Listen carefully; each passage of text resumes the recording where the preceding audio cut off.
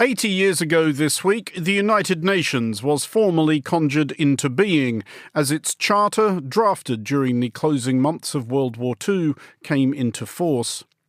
The Charter's first line was, and indeed is, "We, the peoples of the United Nations, determined to save succeeding generations from the scourge of war, which twice in our lifetime has brought untold sorrow to mankind." This wasn't mankind's first crack at sparing succeeding generations the scourge of war. After World War I, the League of Nations had been inaugurated in pursuit of this noble ambition. But the United States, then as now irked by constraints on its power, never joined. Japan, Germany, Italy and Spain all flounced because the League sought to stop them doing fascist stuff, and the Soviet Union was thrown out in 1939 after attacking fellow member Finland. The League of Nations was one casualty of the world war that ensued.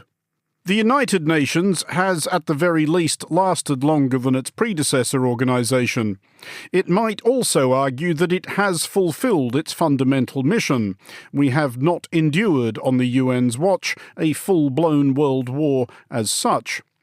But the ratification of the UN Charter and the organisation's expansion since from 51 founder members to the 193 countries whose flags fly outside the UN building in New York City today has not, to understate the case dramatically, altogether freed our planet from conflict.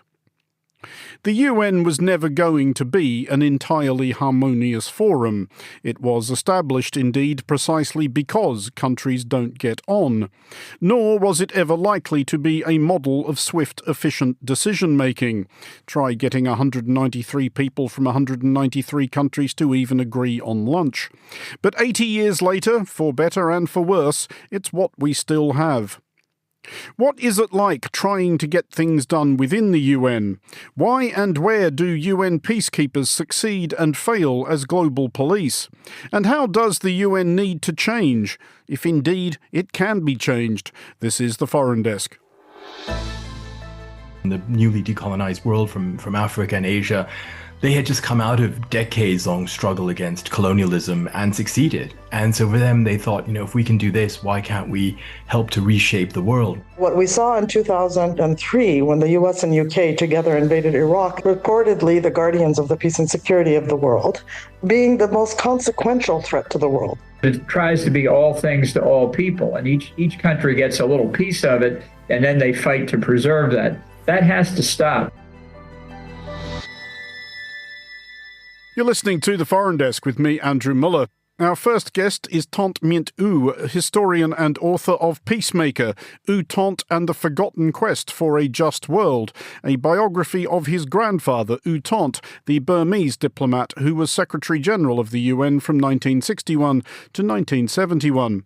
Myint Oo has also worked for the UN himself. He served on 3 UN peacekeeping operations between 1992 and 1996, including a stint as the UN spokesperson in Bosnia, and in the UN Secretariat between 2000 and 2007. First of all, your grandfather died in 1972 when you were 8 years old. As you were writing the book much more recently, did you think of questions about his time as Secretary-General you would like to have been able to ask him now?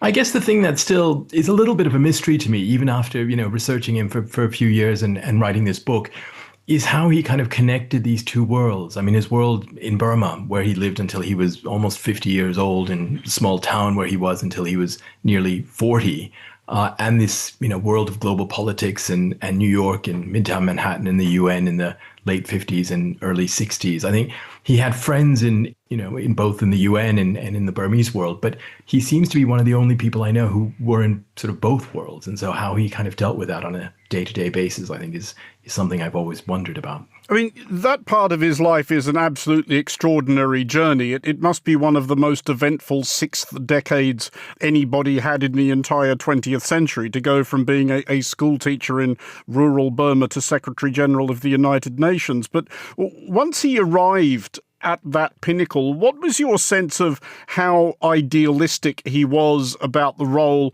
and about the United Nations? Did he think that it could create, an entirely peaceful world?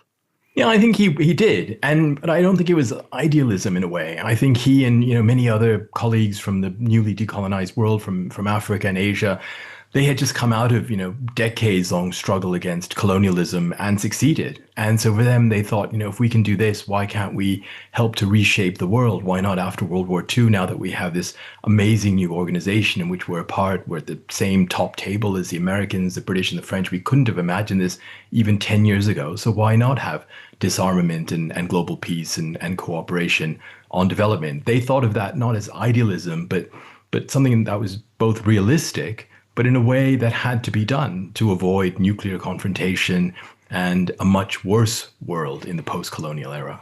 There's a point there I do want to pick up on, and which your book does make with considerable clarity, to the extent that it's one of those things where you just think, oh God, of course, a thing that seems obvious when someone points it out, that before the United Nations and before someone such as your grandfather became the Secretary General of it, there were simply no places, no global institutions in which the people at the top of them were not white and almost exclusively male.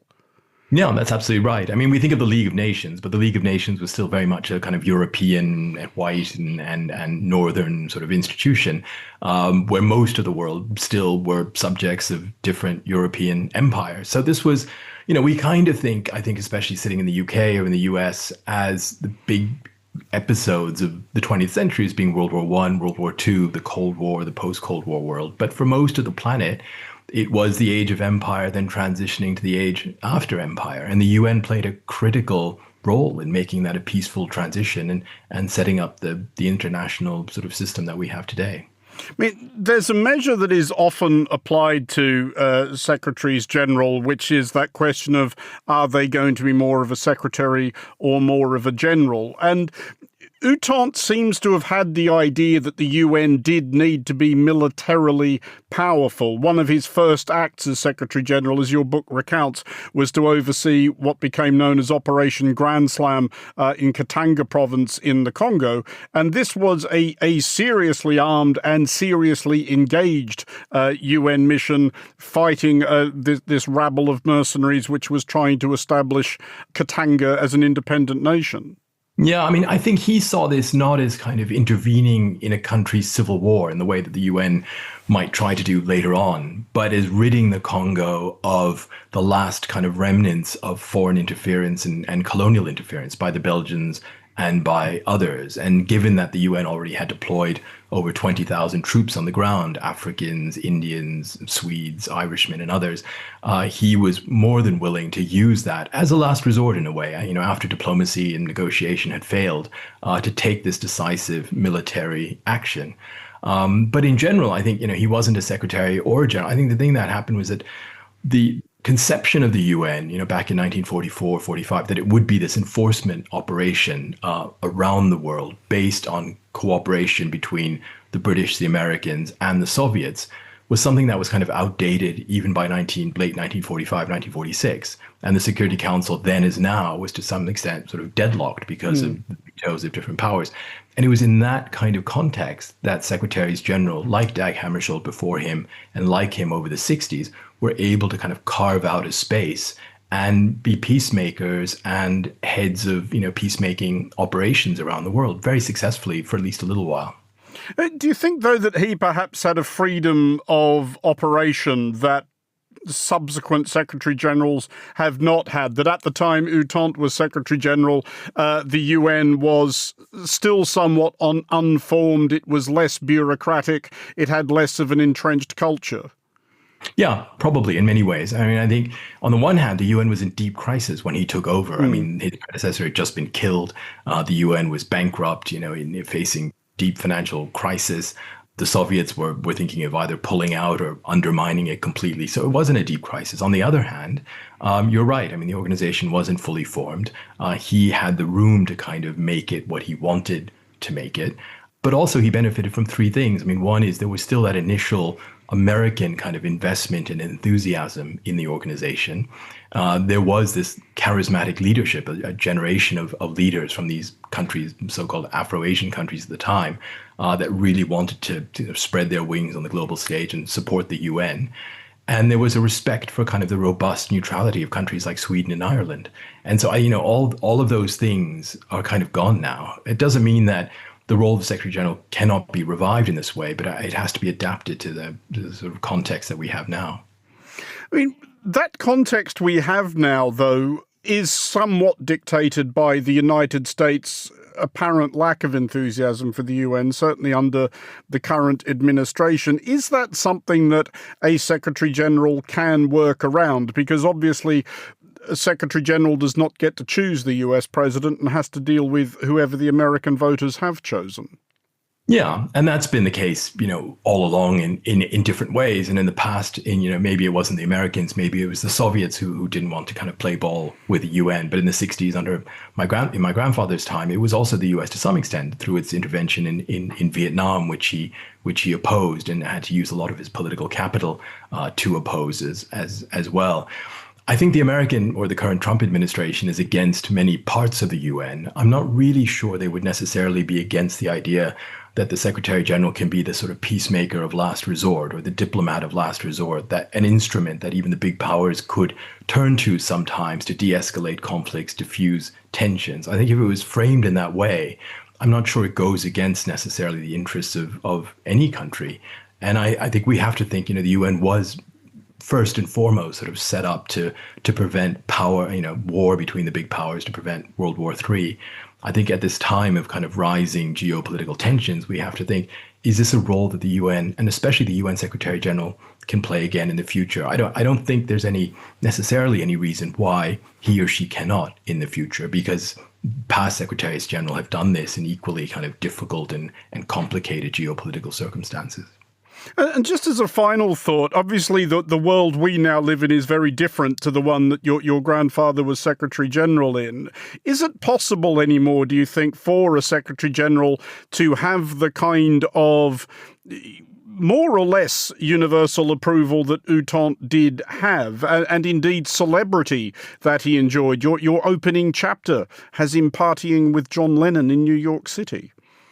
I think it should be. I mean, in a strange way. I mean, despite the changes in media and social media and everything else, I mean, we are still in the age of big personalities, and where personalities matter and where personal diplomacy can still matter.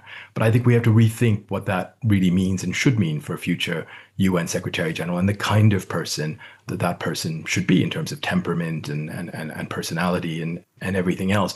I mean, in those days, in the 1960s, it was still possible to bring 50, 60 delegates together around a table in New York, or a few different tables in New York, and try to hammer out some sort of understandings. It was at a time when there weren't any other options. Now there are many different options available, alternatives to the UN. But again, I go back to this idea that people, personalities matter. And sometimes when we least expect it, maybe on the eve of a nuclear confrontation in the future, someone called the Secretary General of the UN, who is seen as neutral and impartial, may be indispensable in preventing a big war. That was Thant Minh U, historian and author of Peacemaker, U Thant and the Forgotten Quest for a Just World, a biography of his grandfather, Secretary General U Thant. The book is out now. This is The Foreign Desk.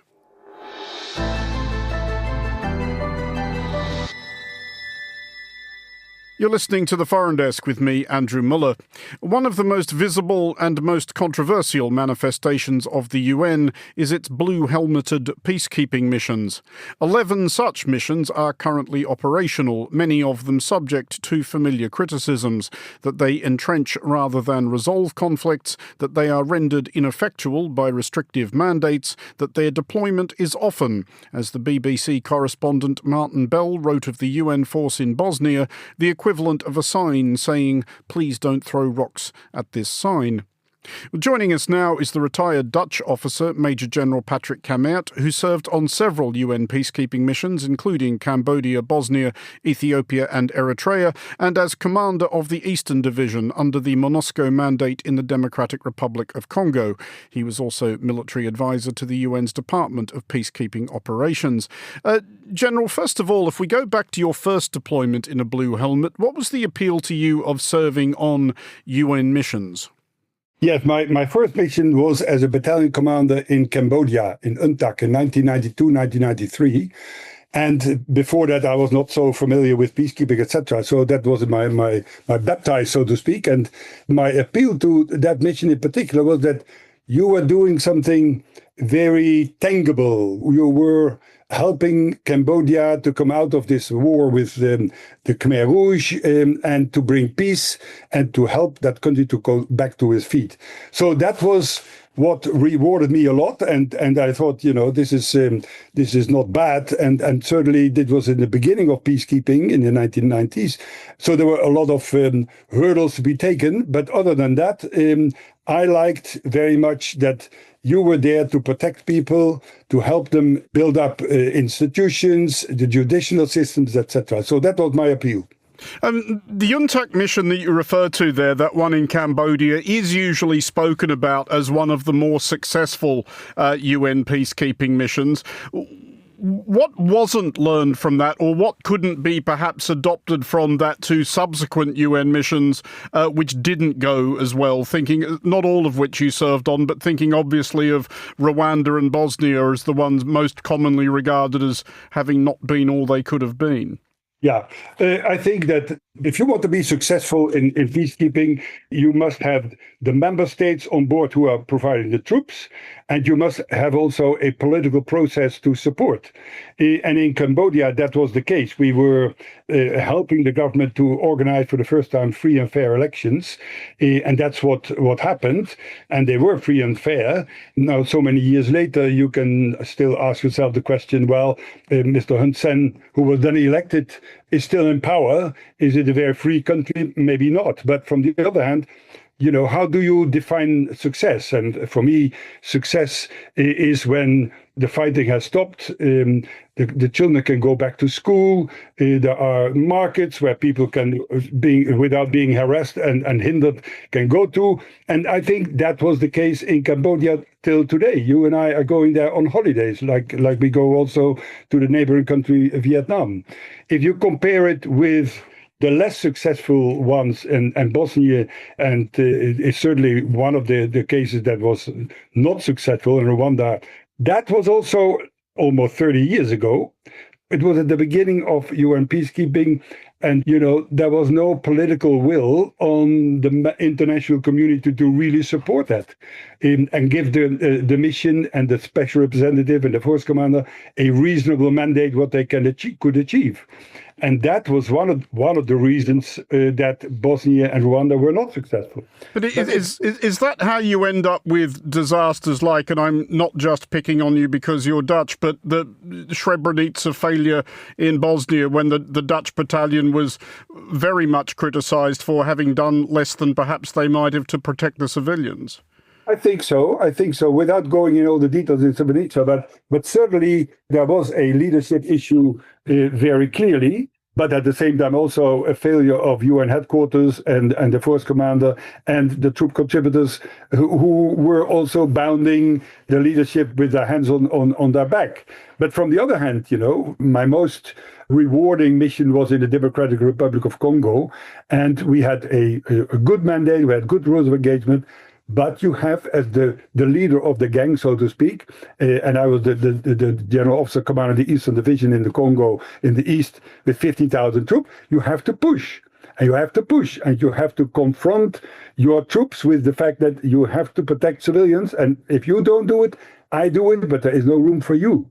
So, if you push that envelope, then you are more successful. And I can only look back at my time in the Congo as a successful mission, because a lot of people are still alive at that time when I left, and we disarmed a lot of militias, etc., etc. So if the leadership in the missions do what they are supposed to do, then the output of peacekeeping is 1,000% better than it is now.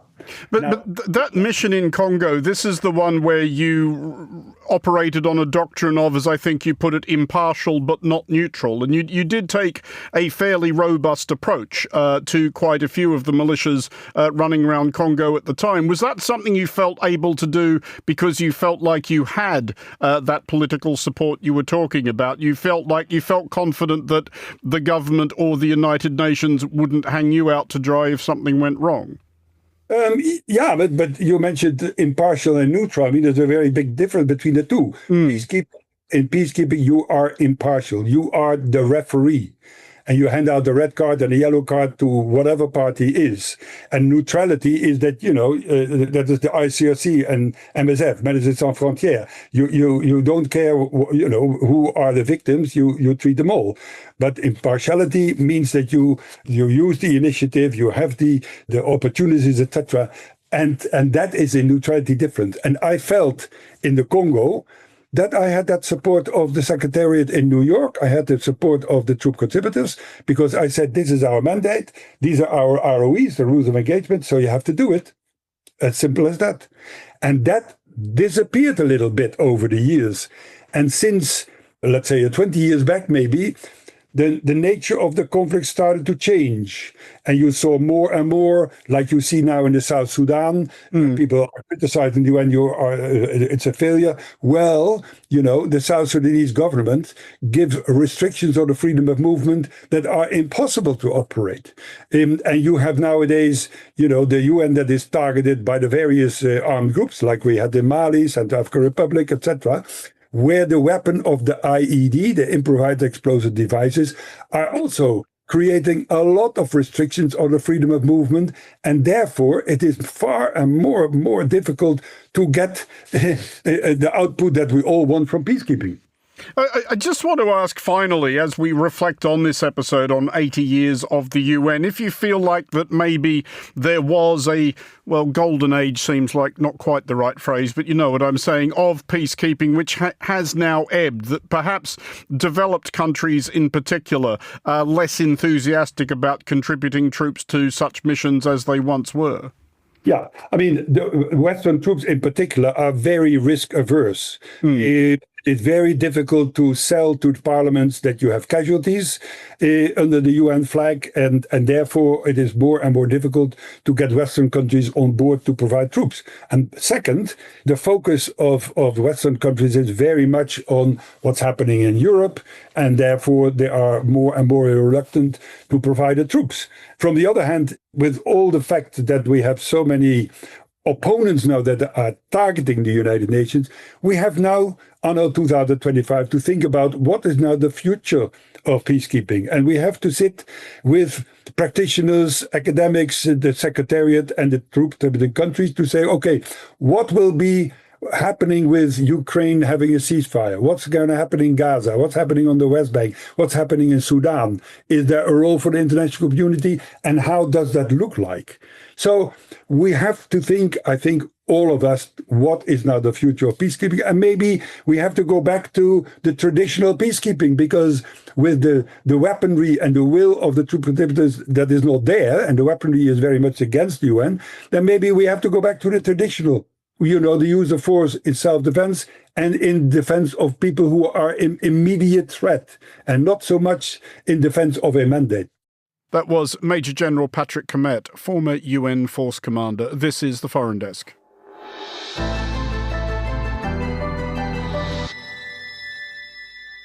It is, with the UN, as with everything else, one thing to diagnose problems, another entirely to fix them.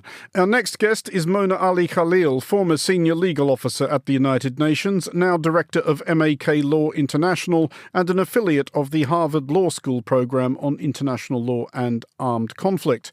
Mona, you worked at the UN for a very long time, so you must have seen some value in the work that it did. Is there one emblematic success that you think of as an example of the UN working the way the UN should? Indeed. I mean, I think there are several examples that one can refer to where the UN was working as it should. One of the premier ones, and it stands in direct juxtaposition with an almost contrary, opposite. The cooperation of the United States with the United Nations to reverse the Iraqi aggression against Kuwait in the early 1990s is exactly how the UN is supposed to work. Member states coming together to reverse an aggression, to reach a determination together that there's a threat to international peace and security, to pool their resources, to obtain the authorization of the Security Council to assist a fellow member state in order to reverse that aggression without any other agendas interfering with the will of the international community. See, I remember that moment pretty well, and there was a huge amount of optimism attached to it, that this was now the way the world was going to work. Once now the Cold War had ended, we would have this collegiate, consensual, rules-based order. Is there a particular reason why that still seems like a high point, why it hasn't worked quite the same way since? I'm not very comfortable with the term rules-based order. We have the UN system, we have an international legal framework, and those are the laws that bind all nations, both in terms of their relations with each other as well as their duties to their citizenries. So this constant reference to rules-based orders implies that there are different rules for different players, when in fact the international legal framework is one and the same, should be enjoyed by all equally, and should be applied to all equally. And I think that is where we have the double standards that bring the UN into trouble. So what we saw in 2003, when the US and UK together invaded Iraq, is the exact opposite of what we saw in the early 1990s. Here you had two permanent members, purportedly the guardians of the peace and security of the world, being the most consequential threat to the world.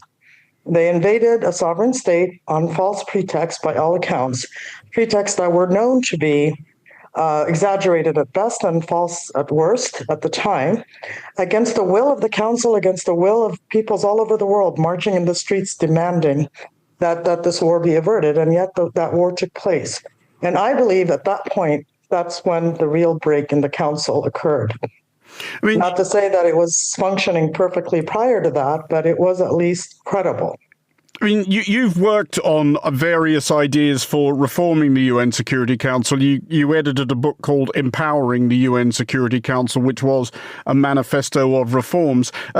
How do you address, though, what does seem one of the fundamental problems with the Security Council, that if one of the great powers, particularly the United States, decides it is just going to do its own thing, how do you constrain it? Well, I don't think it's the U.S. alone. I mean, the U.S. and the U.K. together invaded Iraq. The Russians have invaded Ukraine twice. The Chinese have an inventory of human rights violations that are also in direct contravention of the UN Charter's aspirations of a world that is not only free of the scourge of war, but also one that aspires to the equal rights and human rights of all peoples and all nations, large and small. So we have three, and with the UK, four of the permanent members not living up in the present moment in history, this first quarter of this century, not living up to the minimum standards that are binding on all states, much less those that are entrusted with the permanent responsibility to maintain international peace and security, becoming the most consequential threats to peace and security.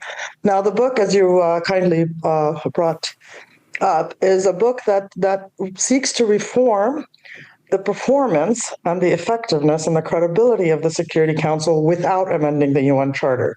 We need immediate solutions for immediate problems, and those can be found in the 10 chapters of the book. There are 10 methods, existing tools that are available to the Council and to the broader membership of the United Nations in order to ensure that the UN responds to aggression and mass atrocity crimes in an efficient, effective, and credible manner, and not be held hostage by the veto of one or more of the permanent members at any given crisis or any given conflict. But is there always an inbuilt difficulty with that at some level any reform, such as the ones you suggest, is going to have to be agreed to by that permanent five?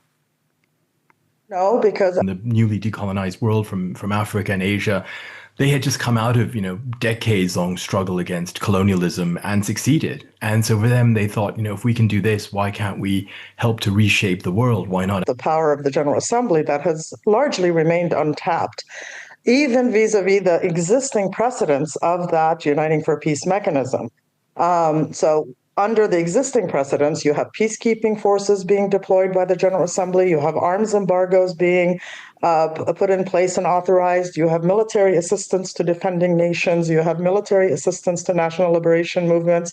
You have all kinds of diplomatic sanctions that are authorized, recommended by the General Assembly. And I use the word recommended because that's the difference between the Council, which can impose obligations, and the General Assembly, which can merely provide authorization.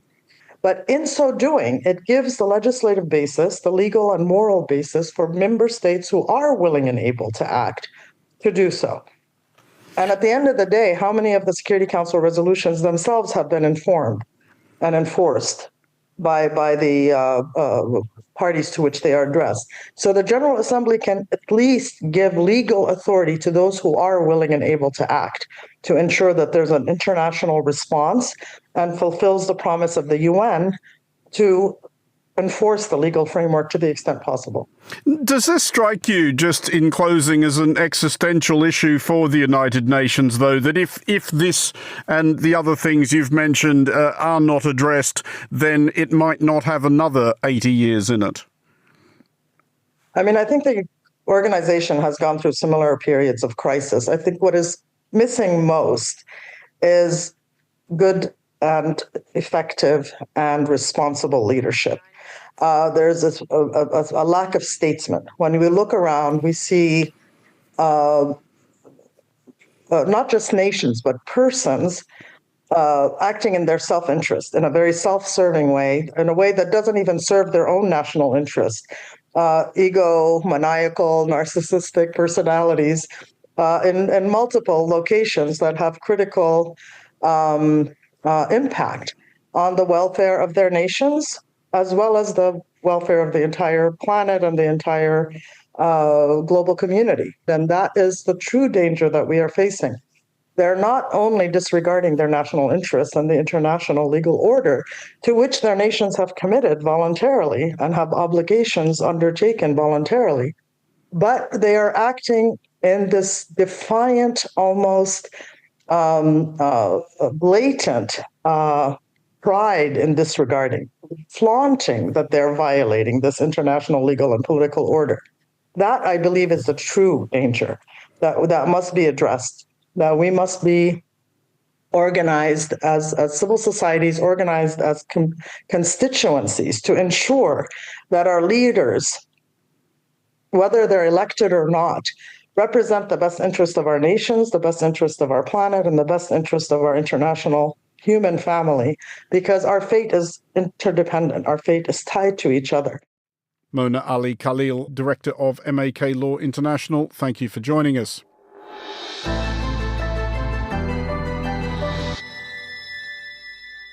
This is the Foreign Desk with me, Andrew Muller. It is notable of the UN that many of its most determined defenders and critics have in common that they have worked there.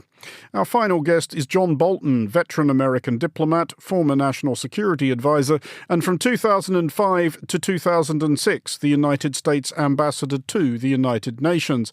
Ambassador, before you became the US ambassador to the UN, you were a fairly noted UN skeptic. At the time you were appointed, a certain Senator Joe Biden, who was on the Foreign Relations Committee, said that sending you to the UN would be like sending a bull into a china shop. Why did you take the job, or indeed was that the reason you took the job?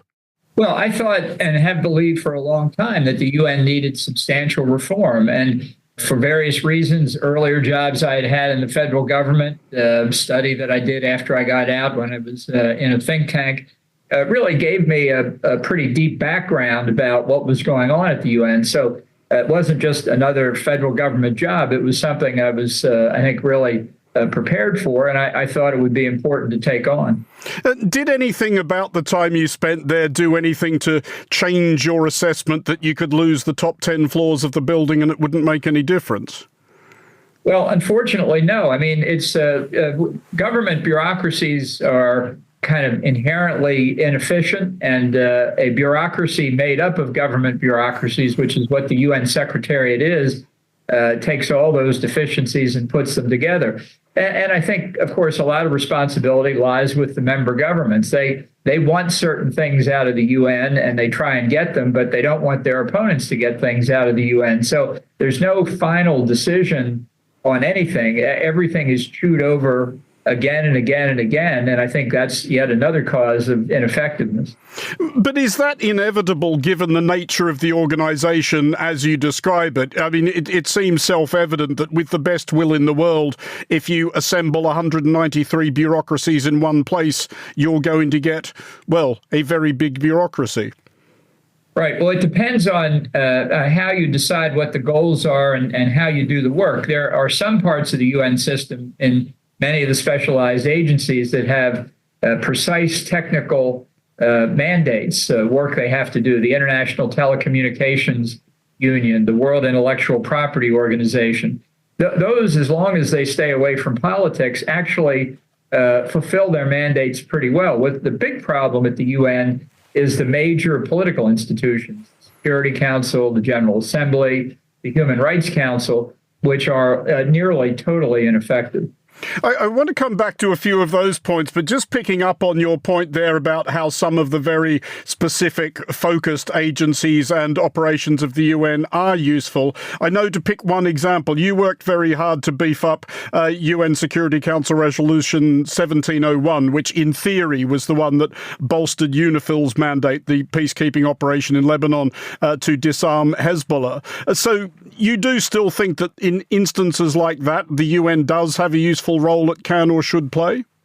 Well, that's certainly the objective of 1701 was to restore the authority of the government of Lebanon over the territory of Lebanon and turn Hezbollah into a political party instead of a rogue militia group.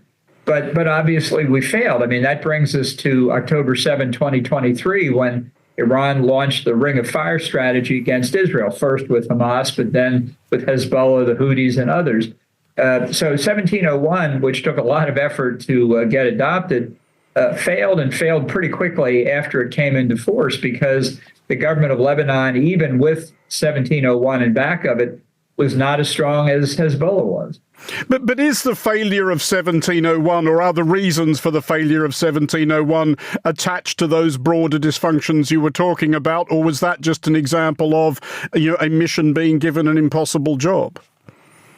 Well, I think it reflected the inability of the Security Council to, after having adopted 1701, to make sure it was carried out.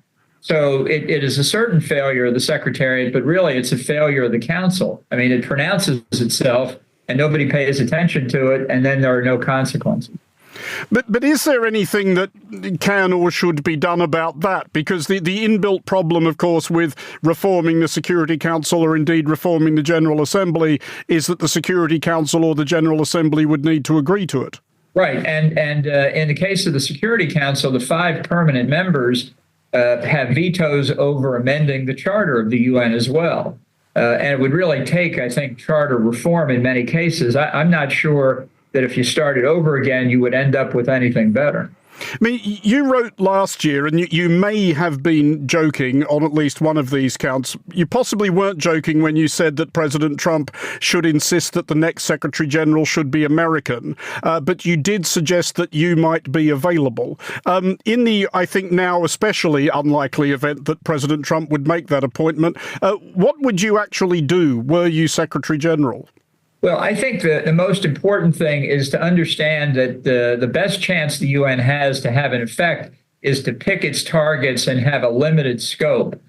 Part of the problem is the UN itself is a huge, sprawling organization. Some of that has to do with the multiplicity of specialized programs, but a lot of it for the main UN organization and the Secretariat is that it tries to be all things to all people, and each country gets a little piece of it, and then they fight to preserve that. That has to stop. I mean, if the central purpose, not the only purpose, but the central purpose of the UN and the Security Council especially is the preservation of international peace and security, that's what they should focus on, and not all the many, many other things that they've gotten into over the years, like strategic arms control. The nuclear powers are going to do that on their own. The UN isn't going to have a role in it. I don't know why there's even a UN office for that, since it never had any impact. That's just one example. But what I would do would be to radically downsize and focus the Secretariat and the Office of the Secretary General on those core issues of peace and security.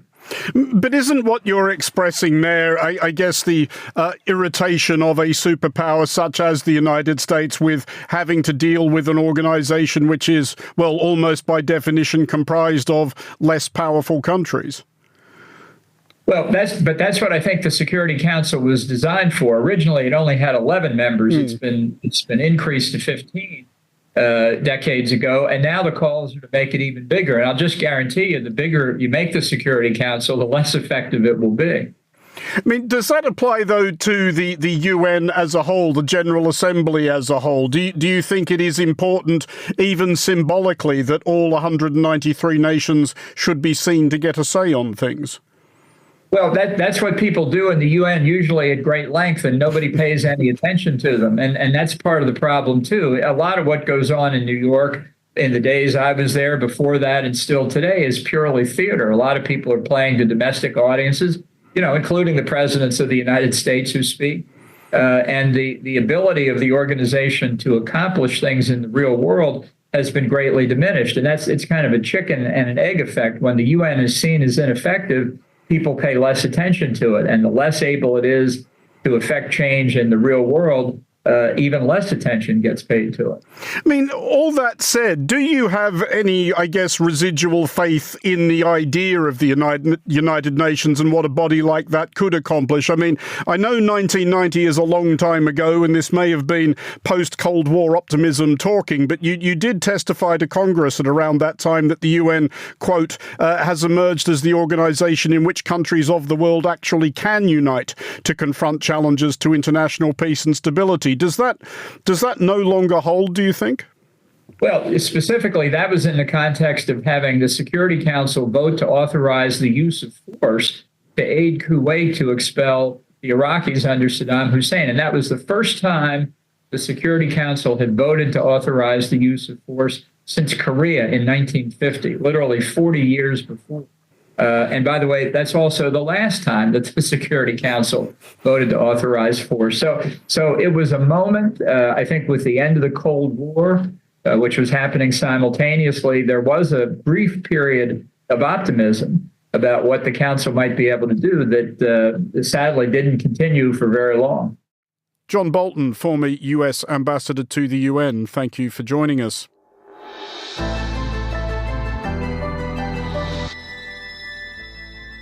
That's it for this episode of The Foreign Desk. We'll be back next week, and look out for The Foreign Desk Explainer, available every Wednesday. The Foreign Desk was produced by Anita Riota and Lily Austin. Lily also produces The Foreign Desk Explainer. To contact the Foreign Desk team, you can email Anita at aer@monocle.com. And don't forget to subscribe to Monocle Magazine and to our free daily email bulletins by heading to our website at monocle.com. From me, Andrew Muller, thank you very much for listening. Until next time, goodbye.